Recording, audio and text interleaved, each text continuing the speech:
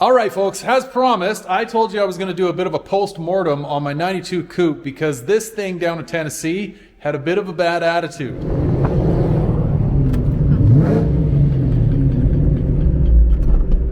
Fuck. Now, I can't really blame it because I really didn't test drive it a whole hell of a lot before we went. I did a couple of miles around town with it of real driving, and it did give me some grief. Oh, that's not good. Did that just turn off? It did. Okay. And it's also been on a dyno over at Tech Motion in Calgary, Alberta with Matthew Puzzi, which dynos are great, but they don't always resemble real world driving conditions, and this thing under real world driving conditions is putting up a bit of a fight. So I'm going to take you on a little walk around of this thing. I'm going to tell you some of the stories that I'm dealing with, and we're also going to do some diagnosing to see if we can't figure out where in the hell all these problems are coming from. Problem number one, I have a coolant leak. Now where this coolant leak is ending up on the floor is back in this bottom corner of the motor, essentially right where the bell housing meets the back side of the motor, and it really had me scratching my head. So initially what I thought it was, and now please don't judge me on this, I did not know that this product was available, and maybe some of you watching out there don't know it is either, but the 93 Cobra hardline heater hoses do not have this little hose provision, this tit that comes off the hard line that goes up to the EGR kind of cooler block deal, comes out of the back and then runs back down into the back corner of your lower intake manifold. I didn't know that this hard line was available for sale. It's come to my attention that LMR does sell them. So anyway, I've always just operated the way that I currently am ever since I had the Cobra upper and lower on it, is I've just ran a hose from the hardline nipple back to the back corner of my intake manifold, essentially just creating a loop with that rubber line. Not ideal, but it's how I'm rolling, okay? Now, because I had the leak back down here in the bottom corner of my back corner of the motor, I figured maybe I didn't get the hose clamp on that brass fitting in the lower intake manifold tight enough. I just, whatever, maybe overlooked it, whatever. So I got in here to the best of my ability a couple of times and tried tightening that hose clamp. You can see there's not a lot of real estate to work with in here. And then when I had the transmission out, right before I went to Tennessee, I had a little more room to work from the bottom side of the car. I got up in there and like triple checked that was tight.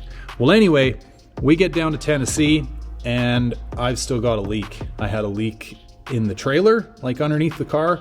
I had a leak a couple times just on the ground where I was parking. Like, well, damn, where is this coming from?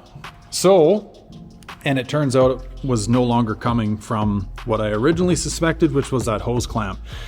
I figured that this leak, under further investigation, was coming from my bottom back head bolt.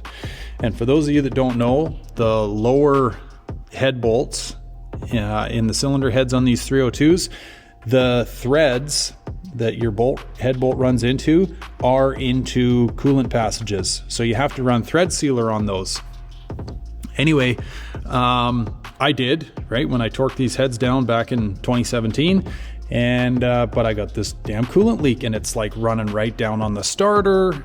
So I'm like, it must be coming from there. And anyway, under further investigation, it looked like that head bolt was kind of wet. So don't judge me on this. I've already somewhat tried to rectify this problem.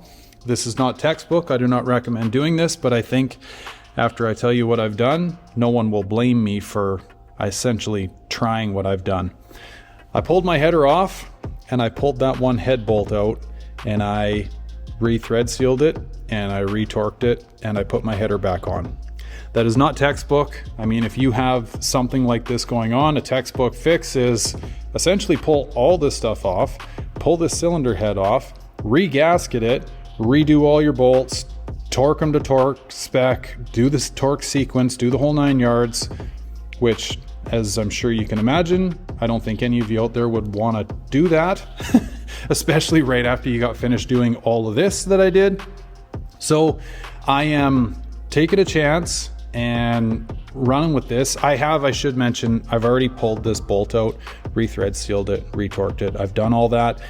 So you're not going to get to see any of that. It would have been boring and lots of swearing anyway, because if you've ever pulled a header off one of these cars, you know what type of gong show that can be, especially when you go to try to line your bolts all back up and everything. So that has been done. I really hope I didn't open up a can of worms by doing it.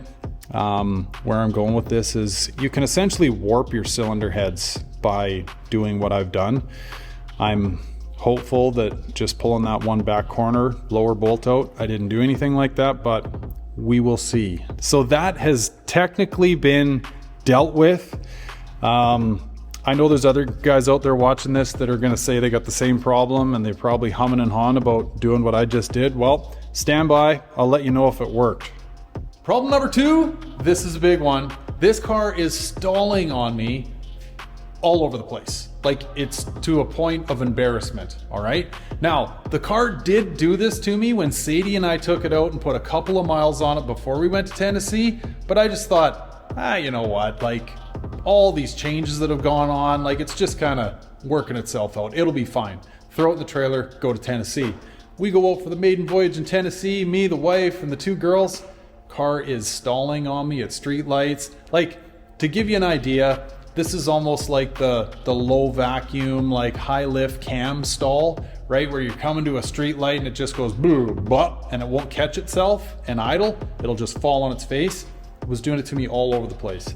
And like I said, I got the family with me and they're like, Dad, what's going on? I'm like swearing and whatever. And I said, don't worry, we'll figure it out. This is Foxbody stuff.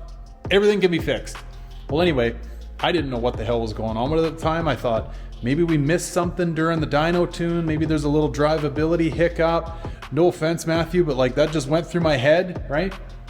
And anyway, but outside of that, I had no ideas. I had smoke tested this car. Like, it's tight from a vacuum perspective.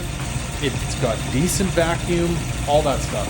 So anyway, as the trip progresses and I'm like panicked every time we go out in this thing to look like a fool stalled in the middle of a streetlight somewhere, it turns out that I gotta go get fuel. So run down to the gas station, and it's maybe, I don't know, a 5-minute ride to the gas station.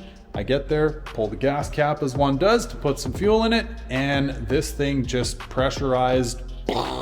Like, as soon as I pull the cap, it starts hissing and pissing, heavy pressure.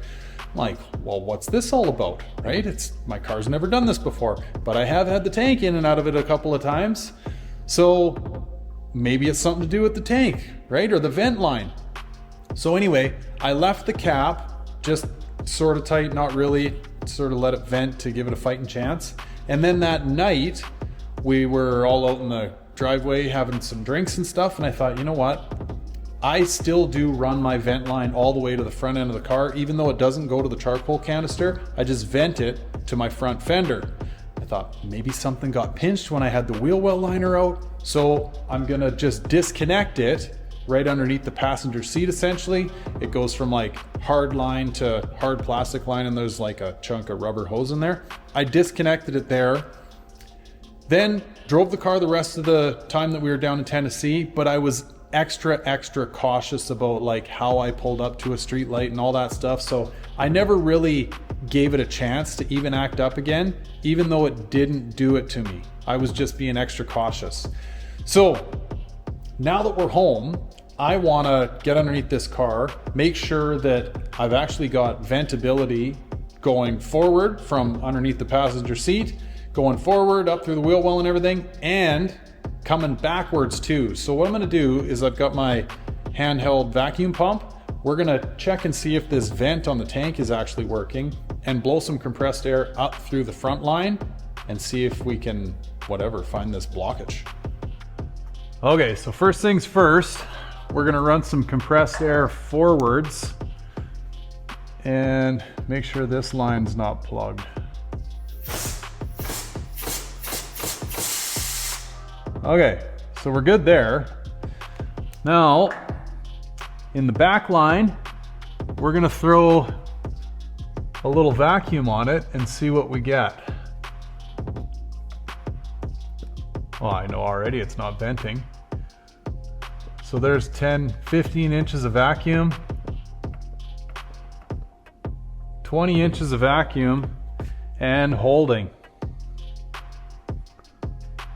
So it looks like my vent is pooched. Well, maybe I shouldn't say that yet. If we're gonna properly diagnose this, we should check all the way along here. So there is another break in the line where it goes to a little rubber section up in here. Should maybe check that, but damn, I got a funny feeling this may be my vent in my tank. Well, that's not good. And had I not gone for fuel that day, I would have most likely still been chasing something under the hood, vacuum leak related, or in the kick panel, tune related. So yeah, pulling that gas cap off sends you down this path of like, well, maybe there's something wrong with your fuel tank. And word to the wise, a fuel tank that is not properly vented can cause stalling issues. It can actually burn up your fuel pump too. So this is not something that's worth pissing around with. You should tend to it. And I'm not trying to say that this is gonna solve all of my problems, but it's most definitely contributing to them. So I'm gonna drop the tank down real quick. Well, real quick, it'll be quick for you guys. Take a look at this vent. I'll show you guys kind of what I'm dealing with once the tank's down, and then we'll get after problem number 3. All right, folks, so I'm about a third of the way down. The fill neck is still in the tank. I got to this point, and those of you that have pulled a tank, you know what kind of a pain in the ass it can be. So I thought, you know what, while I'm at this point and everything's kind of loose, I'm gonna come up here and try and throw a little vacuum on this thing, and all of a sudden, I no longer have a blockage. So, upon further investigation, it looks to me like I may have just pinched my vent line. And those of you wondering, it's the rubber one right above those braided ones. So those are my pressure line and my return line. So however I had my vent orientated, the line must have just pinched against the frame, I'm guessing, like hard enough to hold full vacuum. So I like completely squashed it. Anyway, I may have dodged a bullet here. So what I'm gonna do is just slowly go back in with my tank, make sure that my vent line stays where it should, and keep testing up front to make sure that I've got, you know, a free flowing vent line. And I might just be able to bolt this thing back in. So stand by here. And I guess actually maybe before I close this little clip out, word to the wise, I'm gonna like put this as a go forward standard operating procedure. I'm gonna bring out my vacuum pump anytime I got a tank down. And when I go back in, I'm gonna be doing this to make sure that I don't have to run into this gong show ever again. All right, folks, we're back down on the ground. We have pressure tested it, vacuum tested it. I think my venting issue is ultimately solved.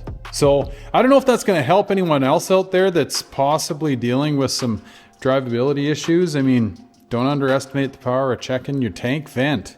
So on to problem number 3. You can see here, I've already removed my Tech Motion gauge pod because I wanted to show you that this snow performance gauge is faulty. So I reached out to the good folks at, well, Nitrous Express, Snow Performance. I think they're actually all under the Holly umbrella now, and told them my situation. I explained all of the tests that I ran on this thing, including putting it up against a mechanical gauge. So I just ran a mechanical gauge and line off one of the ports on my blower, ran it in the window, essentially went for a drive and held that boost gauge, like the mechanical gauge, up against this one, and sure enough, it is confirmed reading incorrectly. So they were kind enough to send me a new one, of which I do have to send the old one back for warranty purposes. But as it turns out too, this gauge doesn't look any different, but the internal workings of it are different. So one of the things that I found kind of odd with this one, and it just turned out that the store that I bought this gauge, well, the whole Snow Performance meth kit for that matter, but got this gauge from that kit. It was an older kit, which was kind of their first gen gauge. And what's weird about it is The only time you can read boost is if you have this gauge telling your meth nozzle to spray meth. When it's turned off, it will not read boost. And they have rectified that with this guy here, where you can turn your meth spray on or off and still actually get a boost reading. So we got to install this gauge. Okay, not a whole lot to report back other than the new gauge is in and functional. Tested it with the key and we're good to go. Now, sorry for the noise. I'm just got the battery tender on here and the fan just flies on this thing. I think we're back in good shape, and I kind of just wanted to take those of you along for this ride that have been along on the whole journey of this car's transformation, if you will. I figured, you know, may as well let you guys know the loose ends that I'm dealing with as well. And who knows, maybe some of you out there are dealing with them as well. Now, I do have to burp the coolant in this thing. So I'm gonna do that offline, probably gonna do it tomorrow. But I think next up, ladies and gents, we're gonna take this thing for a proper rip, because I know a lot of you that are interested in this blower and what it's capable of, and well, that's kind of a long story. It's capable of a lot more, but if you've been following along since the start, you know the story on that. Anyway, I think some of you out there are interested in seeing how this thing drives and how it performs. So I think now that I've got all the bugs worked out, we can actually go out and do that, and I'll bring you guys along for that ride. So stand by for that. That'll be coming up in a week or so. Anyway, folks, as always, thanks so much for tagging along. I appreciate each and every one of you. I look forward to chatting with you in the comments. And if you think this video would help somebody, please share it along. That's why I do these videos. Try to give back and help the community in any way that I can. So thanks for tagging along, guys. We'll catch you on the next one. Take care. Bye for now.